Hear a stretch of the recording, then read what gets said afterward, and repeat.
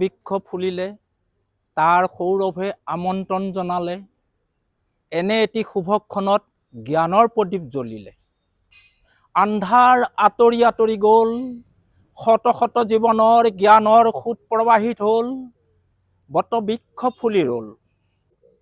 সাগৰ মথিলে হেনো মাণিক পাই, মাণিক বুটলিবলৈ আহা আগুৱাই। আহা মিলি জুলি আমি আদৰো বটবৃক্ষ জুপি, হে বটবৃক্ষ জুপি চিৰস্মৰণীয় চিৰস্মৰণীয় চিৰস্মৰণীয়। মৃত্যু নহয় যে সূৰ্যমুখী, যুগে যুগে ৰাখিব দেশৰ খ্যাতি। আহা মিলি জুলি আমি আদৰো বটবৃক্ষ জুপি, সৃষ্টিৰ স্থিতি এই বটবৃক্ষ জুপি চিৰনমস্য হে সৃষ্টিৰ স্থিতি। কঠীয়াতলী উচ্চতৰ মাধ্যমিক বিদ্যালয়ৰ প্ৰাক্তন ছাত্ৰ ছাত্ৰী সমাৰোহখন আমি ডিচেম্বৰৰ 13-14 আমি অনুষ্ঠিত কৰিম বুলি ভাবিছিলোঁ, কিন্তু কিছু কাৰণত অনিবাৰ্য কাৰণবশতঃ আজিৰ দিনটোত আমি মূল সভাখন পাতিব নোৱাৰিলোঁ।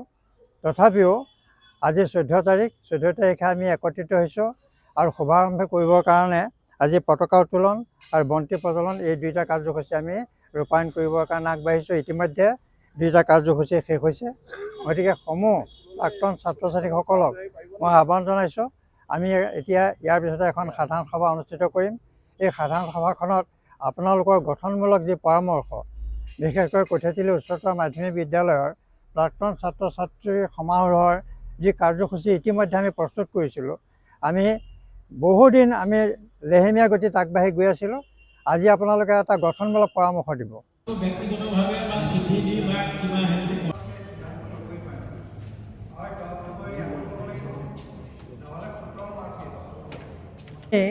কঠীয়াতলী উচ্চতৰ মাধ্যমিক বিদ্যালয়ৰ প্ৰাক্তন ছাত্ৰ ছাত্ৰী সমাৰোহৰ বহুদিনীয়া এটা যিটো আমাৰ কাৰ্যপন্থা, আজি আমি প্ৰায় চূড়ান্ত সিদ্ধান্তলৈ আহিছোঁ।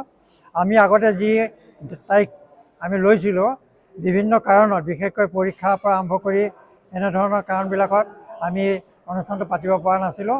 আজি 14 তাৰিখে আমি সমূহ প্ৰাক্তন ছাত্ৰ ছাত্ৰীসকল কঠীয়াতলী উচ্চতৰ মাধ্যমিক বিদ্যালয়ৰ এই মঞ্চত আমি একত্ৰিত হ'লোঁ, আৰু একত্ৰিত হৈ আমি যাতে এই অনুষ্ঠানটো আমি সুকলমে পালন কৰিব পাৰোঁ তাৰ কাৰণে আজি সিদ্ধান্ত লৈছোঁ।